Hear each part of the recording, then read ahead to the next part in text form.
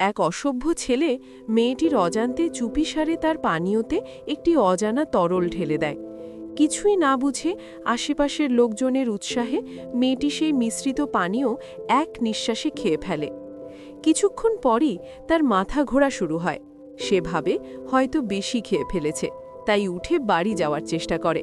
কিন্তু কয়েকজন দুষ্কৃতকারী তাকে আটকে দেয়, অশ্লীল কথা বলতে থাকে এবং জোর করে তাকে একটি ঘরের দিকে ঠেলে নিয়ে যায়।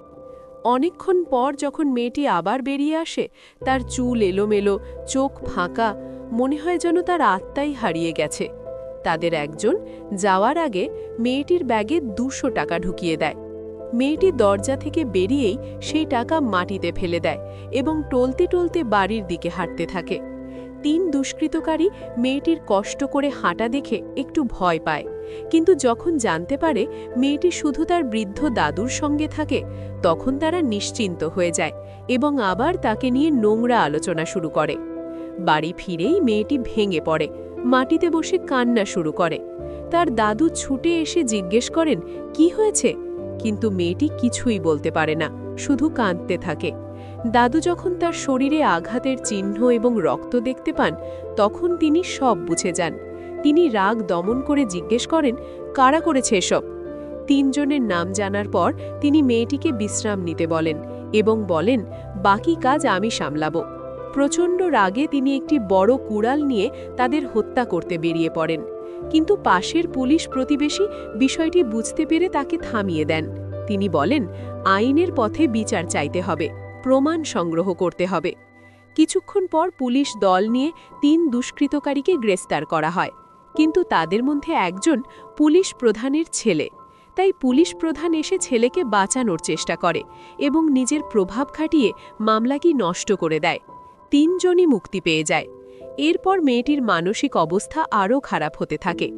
অপরাধীরা টাকার বিনিময়ে মীমাংসা করতে চায় এবং মেয়েটিকে আদালতে হাজির হতে বলে।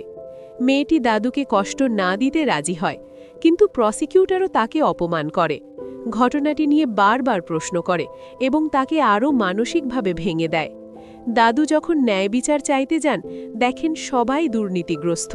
তখন তিনি নিজেই প্রতিশোধ নেওয়ার সিদ্ধান্ত নেন। তিনি নিজের বাড়ি বন্ধক রেখে টাকা জোগাড় করেন এবং অস্ত্র কেনার পরিকল্পনা করেন। অবশেষে তিনি একটি স্নাইপার রাইফেল সংগ্রহ করেন এবং গোপনে প্রতিশোধ নেওয়ার প্রস্তুতি নেন। একদিন সুযোগ পেয়ে তিনি বিপরীত ভবনের দিকে তাক করে গুলি চালান। কাউকে হত্যা না করে তাদের জীবনভর পঙ্গু করে দেন।